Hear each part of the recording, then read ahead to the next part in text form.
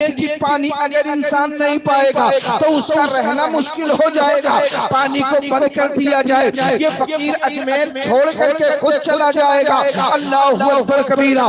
लोगों ने क्या किया, पानी को बंद कर दिया गया और अना सागर पर पहरा लगा दिया गया कि सारे लोग पानी पिएंगे, मगर उस फकीर के मानने वाले पानी न पिएंगे, उस दुर्वेश के मानने वाले पानी न पिएंगे। अना सागर पर पहरा लगा दिया गया और कह दिया गया जो ख्वाजा करीम नमाज का मानने वाला है अना सागर से पानी न पिएगा, मुरीदे खास ख्वाजा खाजगा की बारगाह में पहुंचता है और पहुंच करके अर्ज करता है, ऐ ख्वाजा करीम नमाज, यहाँ के जादूगरों ने तो पानी को बंद कर दिया है, यहाँ के तो राजा ने पानी को बंद कर दिया है। अब हम पानी कैसे पिएंगे, हम वजू कैसे बनाएंगे, हम गुस्ल कैसे करेंगे। सरकार ख्वाजा खाजगा किबला चिश्तिया मतलब मक्ताए आरिफा सुल्तान हिंदुस्तान सरताजे विलायत सरकार ख्वाजा करीम नमाज मुस्कुराते हैं और मुस्कुरा कर जवाब देते हैं, ऐ मुरीद, तुझे कुछ और करने की जरूरत नहीं है,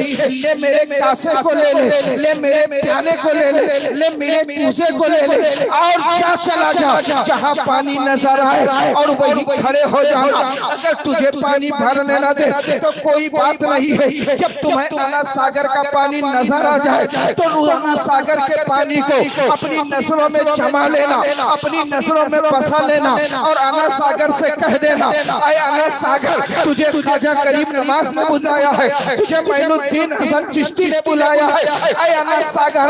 चुनांचे मुरीद ने वस्सलातु वस्सलामु अला सय्यिदिल अंबिया'i वल मुरसलीन अम्मा बाद अऊज़ु बिल्लाहि मिनश शैतानिर रजीम बिस्मिल्लाहिर रहमानिर रहीम क़ाल अल्लाहु तबारक व तआला फ़िल क़ुरानिल मजीद वल फ़ुरक़ानिल हमीद अला इन्ना औलिया अल्लाहि ला खौफ़ुन अलैहिम वला हुम यहज़नून सदक़ल्लाहुल अज़ीम। मोहतरम हज़रात,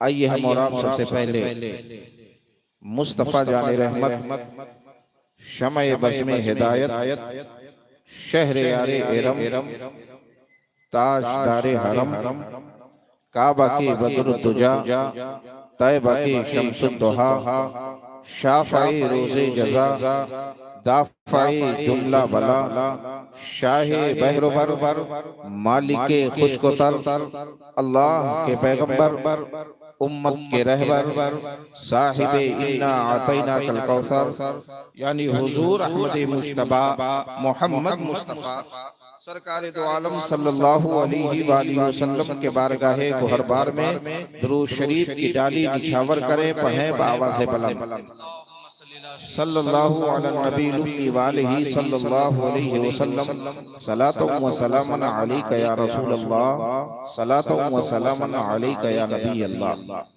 एक मर्तबा और अक़ीदतो मोहब्बत के साथ पढ़ें, अल्लाहु रब्बु मुहम्मदिन सल्लल्लाहु अलैहि वसल्लम व अला ज़वीहि व आलिहि अब्दत तुहूरी व कररमा। जैसा कि आप जानते हैं कि ये महफिल, ये बज़्म, ये जश्न, ये प्रोग्राम अल्लाह के नेक बंदे, मर्दे मुजाहिद और मर्दे कलंदर के नाम इसाले सवाब के लिए और हम सब उनकी बारगाह में खिराज अकीदत पेश करने के लिए हाजिर हैं। अल्लाह अज़्ज़ा व जल हम सब की हाजिरी को कबूल फरमाए। बिला शक व शुबहा अल्लाह कि नेक बंदे से जो इंसान मुंसलिक हो जाता है, मिल जाता है, करीब हो जाता है, अल्लाह उसकी दुनिया को भी संवार देता है और उसकी आखिरत को भी संवार। अल्लाह वालों की बारगाह में पहुंचो तो वहां ये नहीं देखा जाता है कि ये कौन आया है, अमीर आया है, गरीब आया है, किस बिरादरी का आया है, किस कबीले का आया है, किस खित्ते का आया है, किस गांव का आया है, किस शहर का आया है, किस जिले का आया है, किस सूबे का आया है, किस माहौल का आया है। दर्द भरी दास्तान लेकर के जाता है और फैज़याब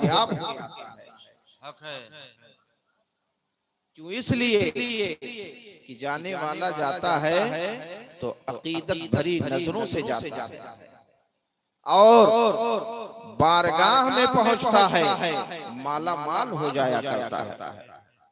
आपने देखा होगा तमाम ऐसी जगहों पर बुजुर्गों की बारगाह में, अभी जैसा कि हजरत ने फरमाया कि हमारे दिलीप भाई आए और इन्होंने जो है इतना सारा इंतजाम किया और आपके कंधे से कंधा मिला करके बैठने का सिला जो पहुंचता है वो कामयाब हो जाया करता है।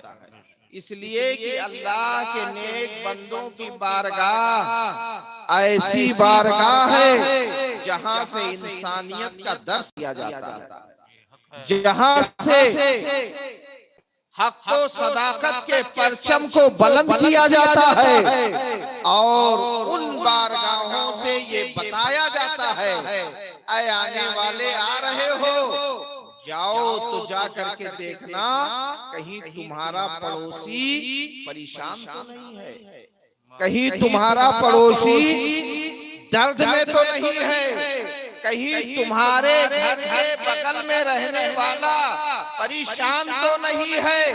इन बारगाहों से हमें ये पैगाम मिलता है, हमें सुकून उसी वक्त मिलेगा जब हमारा पड़ोसी सही से रहे। अगर हमारा पड़ोसी हमारी वजह से मुसीबत में है तो तुम्हारी जिंदगी बेहतर नहीं है। अगर तुम्हारी वजह से तुम्हारा पड़ोसी खुशहाल है तो तुम भी खुशहाल हो। सुभान अल्लाह, सुभान अल्लाह, क्या आपने बहुत बहुत माशाअल्लाह। इन अल्लाह के नेक बंदों से ये पैगाम मिलता है कि आप रास्ता जा रहे हो तो किसी के रास्ते को तंग मत करो। आज देहातों में ये देखा जाता है कि जब लोग घर बनाना शुरू करते हैं तो सारी अपनी जमीन छोड़ करके आकर के रोडी पे बना लेते हैं और जाने के लिए रास्ता तंग कर देते हैं। और तंग इसलिए करते हैं हमारा पड़ोसी न जाए, हमारा पटीदार न जाए, हमारा रिश्तेदार न जाए, हमारे मोहल्ले का न जाए। ऐ लोगों याद रखो, ये इस्लाम का पैगाम ये नहीं है, इन बुजुर्गों का पैगाम ये नहीं है। इन बुजुर्गों ने जमीन के अंदर से भी यही पैगाम दिया है, जमीन में चल करके भी यही पैगाम दिया है, मोहल्ले में बैठ कर भी यही पैगाम दिया है। आप ये पैगाम दिया है, आए जाने वालों जाओ जाओ और जाओ। अगर कहीं तंग गली में हो तो उस गली को अपनों के लिए कुशादा कर दो। अल्लाह ताला तुम्हारी मुश्किलों को आसान फरमा देगा। जो लोगों के रास्ते को कुशादा करता है अल्लाह उसकी दुनिया को भी संभाल देता है और बेशक सुभान अल्लाह। नारे तकबीर, नारे रिसालत, उलमाए अहले सुन्नत, मसलके आला हजरत, नारे तकबीर, नारे रिसालत।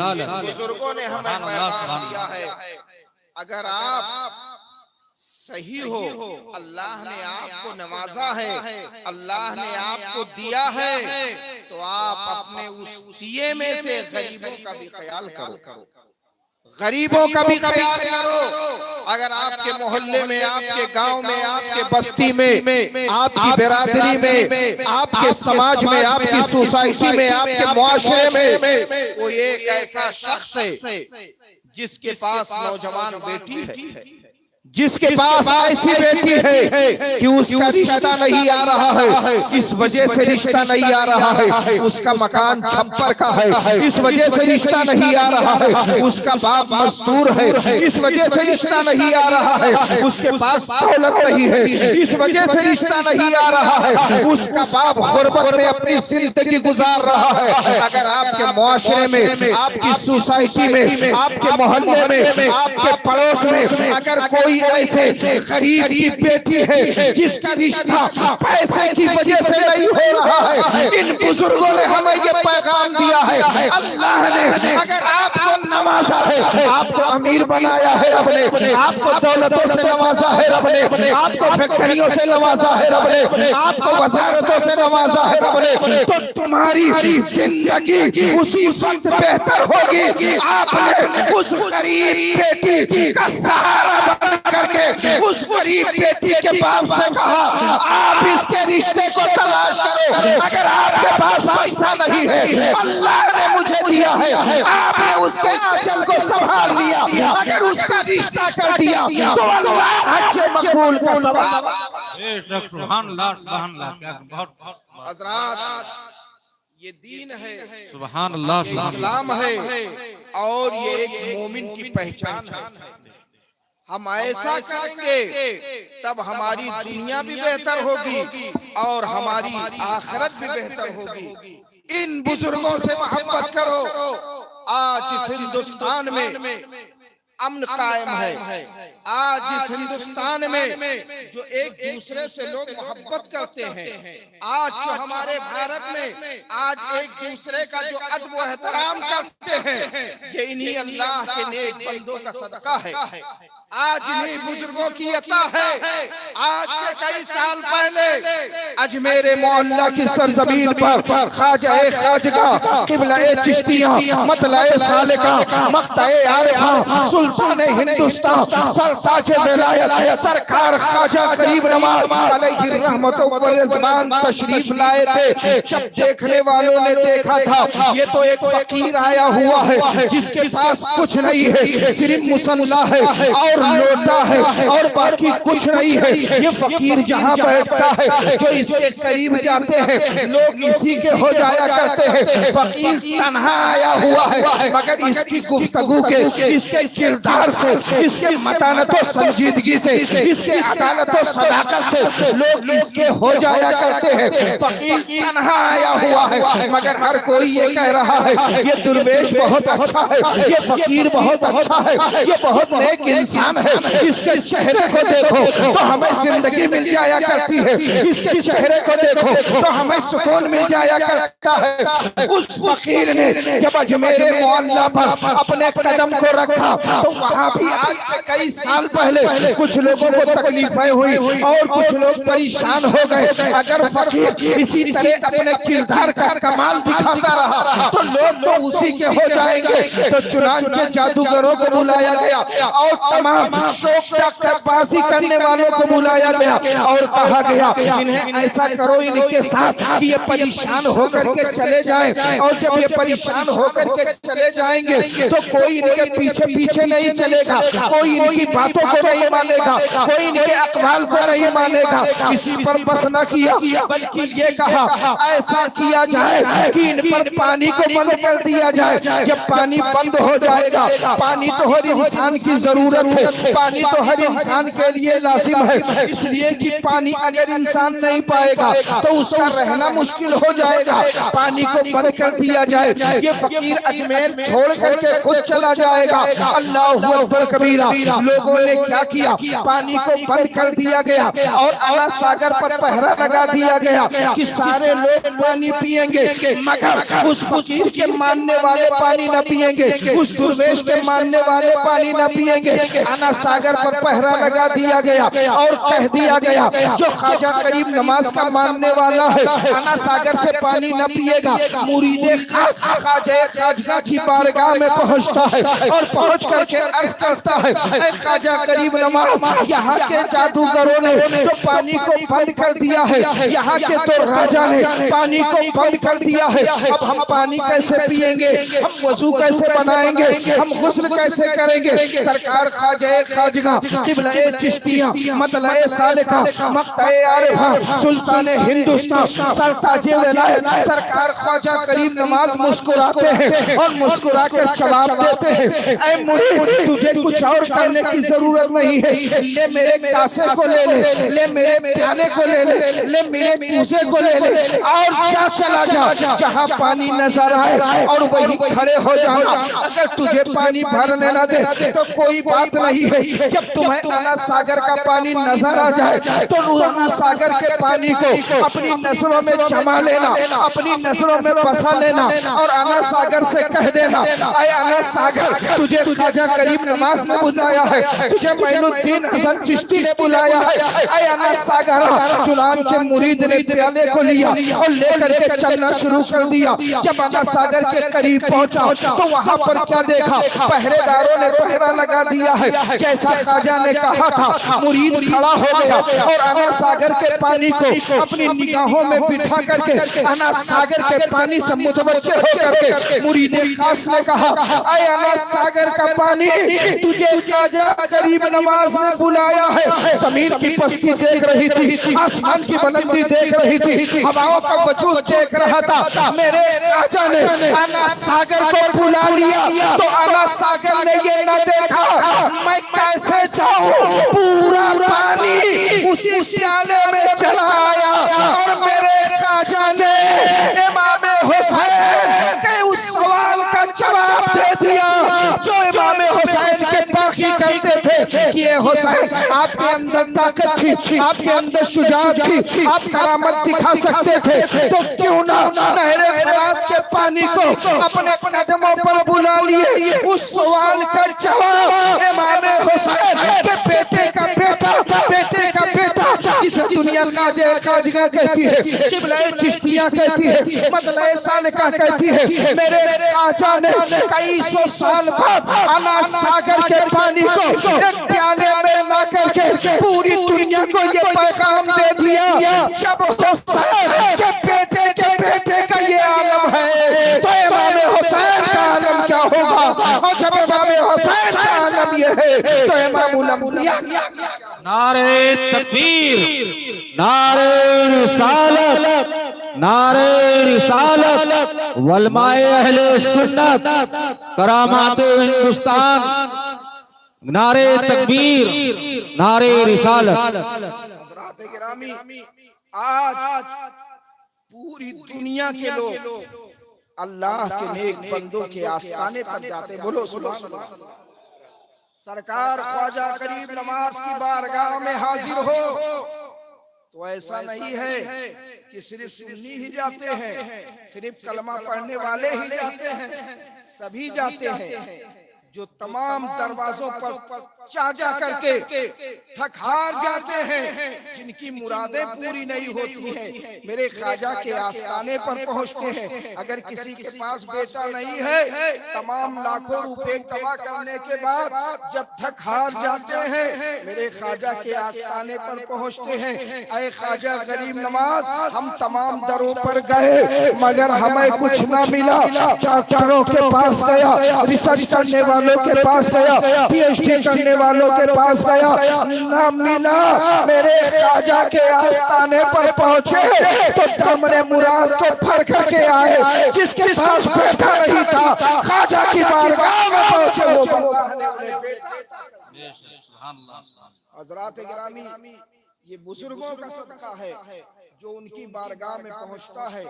और आपके आस्थाने का तो ये आलम है कि पूरे भारत में अगर सबसे मुस्तजाब जगह है तो ख्वाजा करीम नवाज का आस्थाना है, बोलो सुभान अल्लाह। उस आस्थाने के पास बैठ करके दुआएं मांगो, अल्लाह ताला दुआओं को कबूल फरमाता है। ऐ लोगों, याद रखो, आप उनसे मोहब्बत करो, इन बुजुर्गों से मोहब्बत करो, अल्लाह दुनिया को भी संभाल देगा और आखिरत को भी संभाल देगा। आज पूरी दुनिया के लोग उनकी बारगाह में पहुंचते हैं। आप दूर न जाओ, सैयद सालार मसूद गाजी की बारगाह में पहुंचो। सैयद सालार मसूद गाजी का आस्थाना वो आस्थाना है कि जहां सारे डॉक्टर लोग जवाब दे दे, अगर गूंगा है गूंगा, 14 रजब शरीफ, 14 रजब को आपका उर्स होता है, वहां पर ला इलाज बीमारियों का इलाज होता है। गूंगा जो बोलना ना आता हो जिसे, मेरे सैयद सालार मसूद गाजी के आस्थाने पर पहुंचे, उसे कुव्वते गोयाई मिल जाया करती, उसे बोलने का तरीका और सलीका आ जाया करता है। कोढ़ी के मरीज सरकार सैयद सालार मसूद गाजी की बारगाह में पहुंचते हैं और उनके आस्ताने के सदके में, चादर मुबारक के सदके में अल्लाह तबारक व तआला उनकी बीमारियों को दूर फरमा देता है। हजरात, वो सैयद सालार मसूद गाजी का आस्ताना है। कोई बीमार है, तमाम लोगों को मैंने देखा है और सुना है, वो ये कहते हुए नजर आए, और मुझ फकीर का भी ये हमेशा से अमल रहा है कि सरकार सैयद सालार मसूद गाजी का आस्ताना वो आस्ताना है। आप परेशान हो, आप इस्तरारी कैफियत में हो, आप बीमार हो, सरकार ख्वाजा सरकार सैयद सालार मसूद गाजी के आस्ताने पे हाजिर हो जाओ, अल्लाह ताला आपकी परेशानियों को दूर फरमा देगा। सफेद बीमारी है, कोढ़ की बीमारी है, न देखने वालों की बीमारी है, जो देख नहीं पाते हैं, जो बोल नहीं पाते हैं, जो सुन नहीं पाते हैं, सैयद सालार मसूद गाजी के आस्ताने पर हाजिर देते हैं। अल्लाह तबारक व तआला उन्हें शिफा अता फरमाता है। मैं बहुत छोटा था हज़रत, अपने वालिद साहब के साथ सैयद सालार मसूद गाजी के आस्ताने पर गया 14 रजब शरीफ। आज के 20 साल पहले, 25 साल पहले मेरे वालिद साहब का ये मामूल रहता था। वो 4 बजे 5 बजे वहाँ 14 रजब दरवाजे पर खड़े हो जाते थे, और जब फज्र की नमाज के वक्त दरवाजा खुलता था तो अंदर चले जाते थे। वो खड़े थे, मैं भी था, लाइन में थे। अचानक एक शख्स ऐसा भी था जिसे बोलना नहीं, एक शख्स ऐसा था जिसके पास उसका बेटा था। वो कभी उसके बाप ने अपने बेटे को बोलते हुए नहीं देखा। वो गूंगा था, न बोल पाता था, न सुन पाता था। कई दिन से आता था, तमाम नौचंदी तमाम जुमेरात में आया था, और 14 रजब में भी वो पहुंचा हुआ था। 14 रजब में पहुंचा, लाइन में खड़ा हुआ था। अचानक क्या देखा कि उस लाइन में खड़े हुए हैं और उसका बेटा बोलना शुरू कर दिया। पूरे मजमे में एक कोहरा, सबने ये कहा ये सैयद सालार मसूद गाजी का सदका है। जो उनकी बारगाह में पहुंचता है वो मालामाल हो जाया करता है, क्योंकि सैयद सालार मसूद गाजी वो सादात किराम में से थे। उनकी बारगाह में जो पहुंचता है अल्लाह दुनिया को भी संभाल देता है और आखिरत। सुभान अल्लाह, सुभान अल्लाह। इन बुजुर्गों का सदका है। आप मखदूम सिन्ना की बारगाह में जाओ, लाख जिन्नात हो, भूत हो, प्रेत हो, शैतान हो, परेशान रहते हो, मगर जैसे ही मखदूम सिन्ना का गुंबद नजर आता है, बड़े से बड़ा शैतान और बड़े से बड़ा जिन्नात छोड़ करके भाग जाया करता है। नीर शरीफ में नहाने के बाद इंसान को शिफा मिल जाया करती थी। हजरत गिरामी, इन बुजुर्गों का ये सदका है, अल्लाह के नेक बंदों का सदका है। इन बुजुर्गों का ये पैगाम है, इन बुजुर्गों ने हमें ये पैगाम दिया है। ऐ मुसलमानों, याद रखो, तुम जिंदा रहो और तुम जिंदगी गुजारो तो इस तरीके से चलो जिस तरह अल्लाह के रसूल सरकार दो आलम सल्लल्लाहु अलैहि वसल्लम ने हमें करने का हुक्म दिया है। इन बुजुर्गों ने हमें पैगाम दिया है, नबी की जिंदगी पर अमल करो, तुम्हारी दुनिया भी समझ जाएगी और आखिरत। बेशक सुभान अल्लाह। लिहाजा इन बुजुर्गों का पैगाम लेकर के जाओ। इन बुजुर्गों का यही पैगाम है, नमाज पढ़ो और रसूलुल्लाह से मोहब्बत करो और कुरान को सीने से लगाओ। आज इतने लोग बैठे हुए हैं, आज इतने लोग बैठे हुए हैं, कुरान अगर कहा जाए कि पढ़ लेते हो तो नहीं पढ़ पाते हैं, और बल्कि एक एक साल 2-2 साल गुजर जाता है, घर में कुरान शरीफ की तिलावत नहीं होती है और भागते हैं। मौलाना साहब तावीज बना दीजिए, हमारी बेटी बीमार है, मौलाना साहब तावीज बना दीजिए, हमारी बहू बीमार है। ऐ मुसलमानों, याद रखो, बुजुर्गों के अमल को देखो, बुजुर्गों के पैगाम को देखो। अगर हम अपने घरों से पनाहों को हटाना चाहते हैं तो उस कुरान को, मुकद्दस कुरान को अपने सीने से लगाओ और फज्र की नमाज पढ़ने के बाद अपने घर के सहन में बैठ करके कुरान की तिलावत करो। जिस घर में कुरान की तिलावत की जाती है अल्लाह तबारक व तआला उस घर में बरकत अता फरमाता है। हम जो तनज़्ज़ुली के तरफ जा रहे हैं, जो तबाही के तरफ जा रहे हैं, जो पस्ती के तरफ जा रहे हैं, उसकी वजह यही है आज हमने दीन को छोड़ दिया है, आज हमने बुजुर्गों के पैगाम को छोड़ दिया है, आज हमें कुछ नहीं पता है।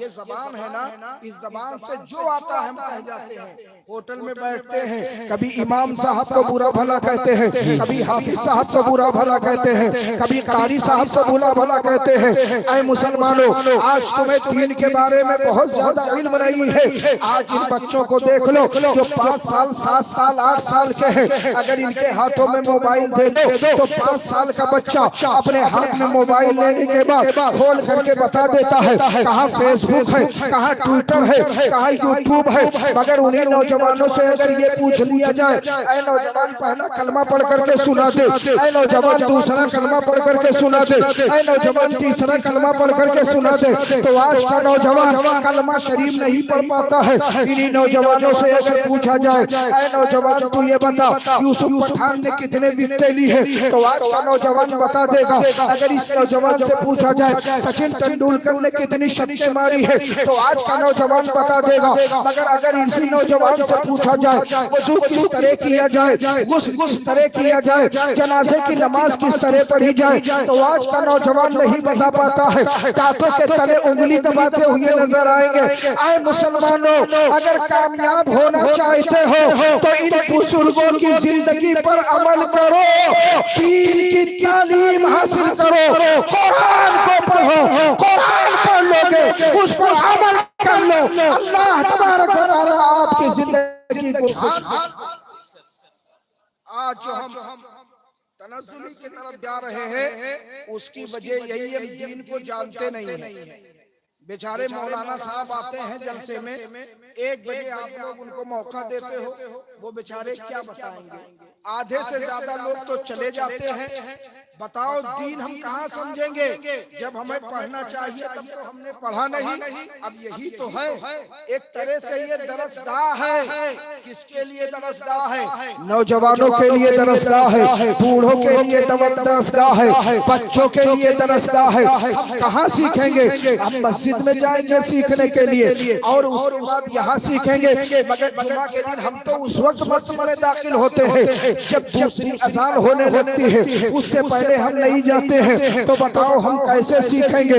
हजरात गिरामी, आपको सीखने की जरूरत है, आपको समझने की जरूरत है, आपको जानने की जरूरत है, आपको शर्माने की जरूरत नहीं है। आप नमाज नहीं पढ़ पाते हो, आप वजू नहीं बना पाते हो, अपने गांव के आलिम साहब से, अपने गांव के इमाम साहब से, अपने गांव के खतीब साहब से आप शर्माओ ना, जाकर के ज़ानुए अंदर तय करो और इमाम साहब से पूछो, हजरत मुझे वजू बनाने का तरीका नहीं मालूम है, हजरत आप हमें बता दीजिए। याद रखो, आज अगर आपने 1-2 दिन टाइम निकाल करके अगर आपने वजू बनाने का तरीका सीख लिया, आपने नमाज पढ़ने का तरीका सीख लिया, आपने क़याम करने का तरीका सीख लिया, आपने रुकू करने का तरीका सीख लिया, तो याद रखो आप यहाँ सीखोगे, अल्लाह तबारक व तआला उसका अजर अता फरमा देगा। एक रकात में आपको सवाब मिलता जाएगा, जो आप इबादत करोगे अल्लाह उसे कबूल फरमाएगा। मगर आज हमारा माहौल ऐसा है, हम सब सीख लेते हैं मगर जो सीखना चाहिए वो नहीं सीखते। गाड़ी कैसी चलानी चाहिए? अगर आपको गाड़ी चलाना ना आए तो आप स्टीयरिंग नहीं संभालोगे ना। जब चलाना आ जाएगा तभी आप गाड़ी चलाओगे, और अगर गाड़ी चलाना ना आए तो आप चलाओगे तो एक्सीडेंट कर लोगे। इसी तरह अगर आपको खाना बनाना ना आए तो आप खाना नहीं बनाओगे, आपको मकान बनाना ना आए तो आप मकान नहीं बनाओगे, आपको खेती करनी ना आए तो आप खेती नहीं करोगे। क्यों? इसलिए कि हमें वो आता नहीं है, मगर हम नमाज पढ़ने के लिए आते हैं। हम क़याम नहीं कर पाते तब भी करते हैं, हम रुकू नहीं कर पाते तब भी करते हैं, हम सजदा नहीं कर पाते तब भी करते हैं। जिस तरह से दुनिया का दूसरा काम बगैर सीखे हुए पूरा नहीं होता है, ऐसे ही इबादत भी है, अताअत भी है। जब तक आप सही से नहीं करोगे आपका कबूल नहीं होगा। लिहाजा हमें चाहिए अपने अपनी जिंदगी का कीमती हिस्सा निकाले, उलमा की बारगाह में जानू ये अदब तय करे और उलमा की बारगाह में बैठ करके आज हम सीख लेंगे तो हमारी किस्मत समझ। और अगर नहीं सीखोगे तो आपको उसका खसारा उठाना पड़ेगा। कल मैदाने महशर में जब नफ्सी नफ्सी का आलम होगा, अल्लाह तबारक व तआला आपसे पूछेगा दुनिया के सारे मामलात को तुमने सीख लिया, सिर्फ दीन को ही नहीं सीखा। अरे अगर खुद नहीं सीखे हो तो सीखो और अपने बच्चों को भी सिखाओ, अपने बच्चों को भी सिखाओ। कम से कम अपने छोटे बच्चों की उंगली पकड़ के कम से कम उन्हें कुरान तो सिखा दो। बोलो बोलो। इसलिए कि एक बाप की जिम्मेदारी है, जहां उन्हें आप पर जिम्मेदारी अच्छा कपड़ा, अच्छा खाना, अच्छा मकान देना, वही ये भी जिम्मेदारी है कि कुरान को भी सिखाओ। अगर आज आपने अपने बेटे की उंगली पकड़ करके अगर आपने कुरान सिखा दिया तो अल्लाह कितना सिला अता फरमाएगा। अगर वो कुरान पढ़ लेगा, हाफिज हो जाएगा, कारी हो जाएगा, सही से तिलावत करने वाला हो जाएगा, आप कब्र में चले जाओगे। अगर आपने आज अपने बेटे को मदरसा और मकतब में भेजा है, आप कब्र में जाओगे, कब्र बहुत तारीख होगी, इतनी तारीख होगी कि इंसान अपने वजूद को नहीं देख सकता, इतनी तंग होगी कि उसमें खड़ा नहीं हो सकता। हजरात, जब इंसान कब्र की काली कोठरी में जाएगा कोई काम आने वाला नहीं। उस कब्र की काली कोठरी में जब दुनिया के सारे लोग वमिनहा खलकनाकुम पढ़ करके वापस हो जाएंगे, अगर आपने अपने बच्चे को कुरान पढ़ाया है तो दुनिया वाले जाए जाए, आपका बेटा जाने के बाद सबके आपके कब्र के सिराने खड़े हो करके कभी सूरह रहमान पढ़ेगा, कभी सूरह यासीन पढ़ेगा, कभी सूरह मुज़म्मिल पढ़ेगा, कभी सूरह फातिहा पढ़ेगा।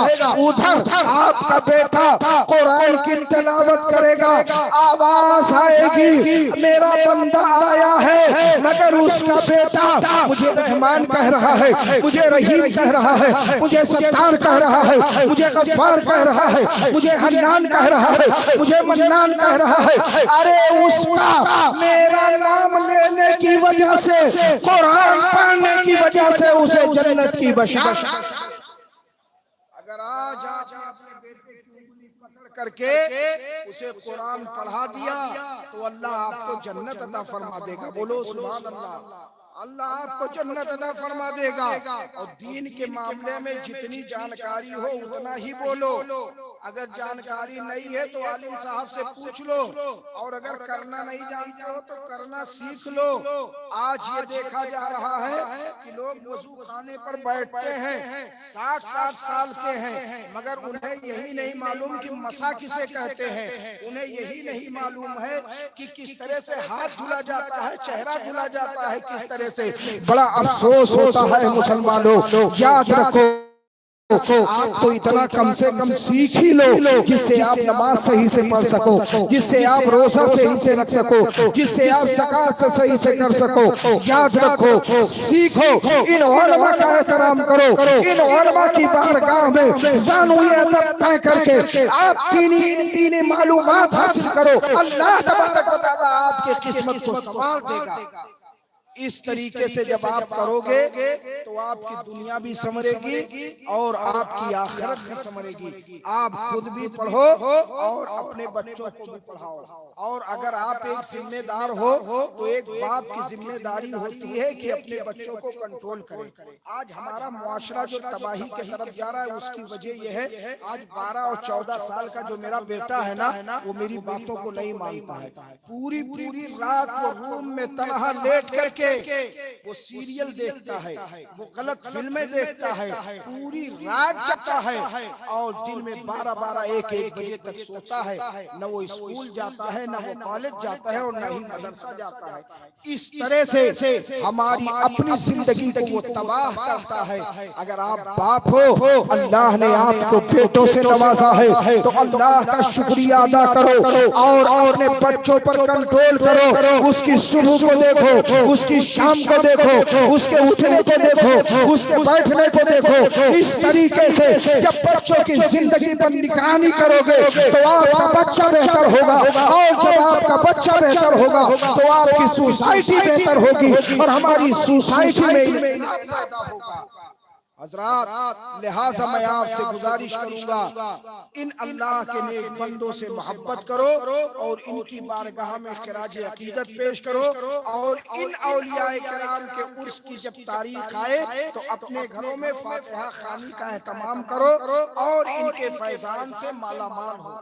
ये उर्स सफरुल मुजफ्फर का महीना चल रहा है, इसमें तमाम बुज़ुर्गाए दीन मिल्लत इस्लामिया बिलखुसूस सैयदी सरकार आला हजरत इमाम अहमद रजा खान फाज़िले बरेलवी अलैहि रहमतुल्लाह व रिज़वान के उर्स की तारीख 25 सफरुल मुजफ्फर को है, जिसमें पूरी दुनिया के उलमाए किराम हाजिर होते हैं और आला हजरत की बारगाह में खिराज अकीदत पेश करते हैं, ये कहते हुए डालती कल्ब में अज़मत मुस्तफा सैयदी आला हजरत।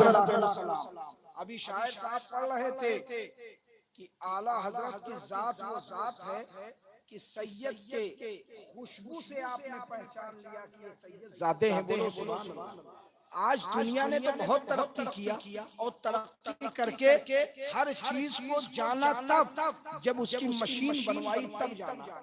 अगर आपके जिस्म में हड्डी फ्रैक्चर हो जाए तो आप जब एक्सरे करवाओगे तब पता चलेगा कि हड्डी फ्रैक्चर है। आपके नस में प्रॉब्लम हो जाए, आप MRI और CT स्कैन कराओगे तब पता चलेगा कि नस में प्रॉब्लम है। आपके लीवर में अगर प्रॉब्लम है, आज चेकअप कराओगे तब पता चलेगा कि प्रॉब्लम है। मगर इमाम अहमद रजा खान फाज़िले बरेलवी अलैहि रहमतुल्लाह व रिज़वान की जात वो जात है। आप जाते हैं और पालकी के पास खड़े होकर के आप बता देते हैं ये कोई और नहीं है बल्कि ये सैयद ज़ादे हैं। वो सैयद ज़ादे हैं जिनके नूर से अल्लाह ने पूरी दुनिया में रोशनी पैदा की है। आला हज़रत फरमाते हैं तेरी नस्ल पाक में है बच्चा बच्चा नूर का और तू है अहले नूर, तेरा सब घराना। आला हज़रत ने फरमाया है कि सादाते किराम से मोहब्बत करो, अल्लाह तबारक व तआला आपको जन्नत अता फरमा देगा। मम्मा ताला हुब्बे आले मोहम्मद माता शहीदन, जो अहले बैते अतहार की मोहब्बत में इंतकाल किया उसे शहीदों का सवाब मिलता है। सादात से मोहब्बत करो, औलियाए किराम से मोहब्बत करो, अल्लाह के नेक बंदों से मोहब्बत करो और इनके पैगाम पर अमल करो और अपनी जबान पर कंट्रोल रखो। कोई ऐसी बात जबान से ना कहो जिससे आपके ईमान पर हर्फ आए। जो चीज आप नहीं जानते हो दीन के बारे में, कुरान के बारे में, उलमा से उसे सीखो। अल्लाह तबारक व तआला हमें सही तरीके से दीन इस्लाम की खिदमत करने की तौफीक अता फरमाए, बुजुर्गों से मोहब्बत करने की तौफीक अता फरमाए। मौला तबारक व तआला हमारे सुनने में, हमारे बोलने में, आप हजरात के सुनने में अगर कोई खामियां हो तो मौला अपने हबीब के सदके में उसे माफ फरमाए। अस्तगफिरुल्लाह रब्बी मिन कुल्ली ज़ंबि व अतूबु इलैहि व मा अलैना इल्ला। अस्सलामु अलैकुम। खड़े होकर